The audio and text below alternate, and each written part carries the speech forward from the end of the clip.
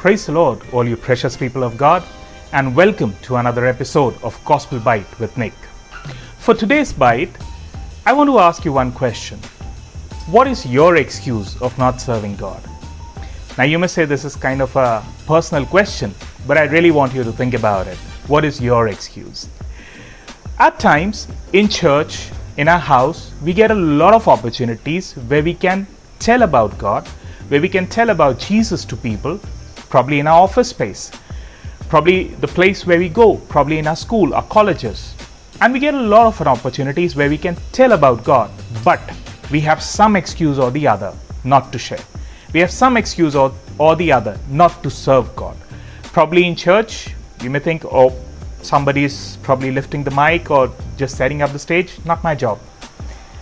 Probably in office, when somebody is troubled, somebody is probably crying, we just go and we console, probably crib, but then we don't tell about God.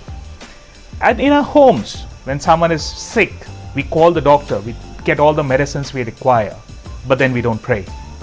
What is your excuse? I want to take you to the Bible in Exodus chapter 4, verses 10 to 12. And we see a very interesting story happening here where Moses is talking with God. And Moses is giving excuses for not serving God. God asked him to go to Egypt. And Moses said, he gave multiple excuses, and then he said, you know what, God, I am not an eloquent speaker. I can't speak well. I stutter while I speak. How can I go? How can I talk to such big people? And what God said to him is what I want you to think about today. God said, is it not I who has made the mouth, who has made a person dumb, or an eloquent speaker, who has made a person deaf, or blind, or someone who can see, or someone who can hear? Is it not I, the God? Moses was giving an excuse, but God was telling him, hey, I know your weakness. I know what you are going through.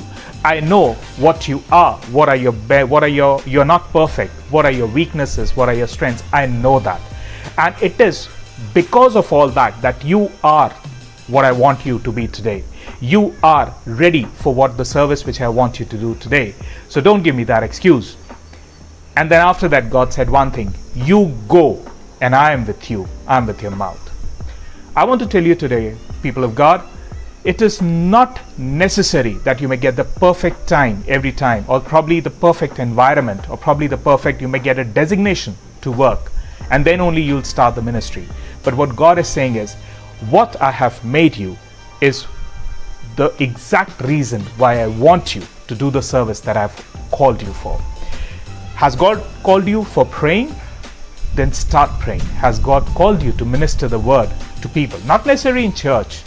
You can do it like what I'm doing right now. You can do it in your office space. You can do it in your school, in your home. Start doing it. Has God called you to sing for Him? Start singing. Start worshiping God. Start singing songs which glorify Him. Because you know what? You may think you're not perfect. You may think you don't have the perfect voice. God is not bothered about that. What God sees is your heart. What God sees is whether you're willing to be used in His service or not. And trust that God has made you exactly what He wants you to be. He has put you in the exact situation He wants you to be. If He wants you to be rich, that's where you are. If He wants you to be not to be too rich, that's where you are. He wants you to be healthy, that's where you are. He wants you not to be too healthy, but in your weakness, glorify God, that's where you are. Start serving God. Start glorifying God. Because you know what? The end is near. And very soon we'll be meeting Him in heaven. And it would be sad when He asks us that, did you do the work that I ordained you, or probably I called you for? And we say, sorry, God, but we were not ready. God won't like that. So what's your excuse today? And I want to give you an answer. Leave that excuse and start serving God. God bless you.